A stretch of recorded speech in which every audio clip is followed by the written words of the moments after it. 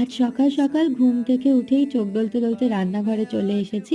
আসলে আজ আমার দাদা আর ভাই আসছে, তাই ওরা এলে যাতে অনেক গল্প করতে পারি, তাই জন্য আমি সব কাজ একবারে সেরে রেখে দিচ্ছি।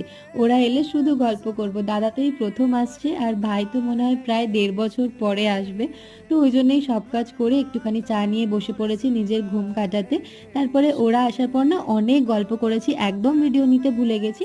আর এখন আমরা বেরিয়ে পড়েছি ৩ জন মিলে একটু রিষড়ার দিকে যাব, একটু বেরু করতে। এই যে আমার ভাই আর এই হচ্ছে বড় দাদা। তো ৩ জন মিলে ঘাট পেরিয়ে চলে যাচ্ছি রিষড়া। রিষড়াতে যাব ফেলু মোদকে। এই যে চলে এসেছি, ফেলু মোদকের মিষ্টি কিন্তু অসাধারণ। আর এখানের গুজিয়া এত রকমের ফ্লেভার, আমার খুব ভালো লাগে। তারপরে ওখান থেকে বেরিয়ে আমরা এসেছি সোদপুরে সাই বাবার মন্দিরে। দাদার একটু যাওয়ার ইচ্ছা ছিল, তাই চলে এসেছি। তারপরে বাড়ি ফেরার পথে এই দোকানে এটা দেখে আমি দাঁড়িয়ে গেছি, আবার একটা কার্ডও নিয়েছি। এগুলো ছোটবেলাতেই দেখতাম, এখন আর কোথায়। তো চলো আজকের মতো এইটুকুই, দেখা হচ্ছে নেক্সট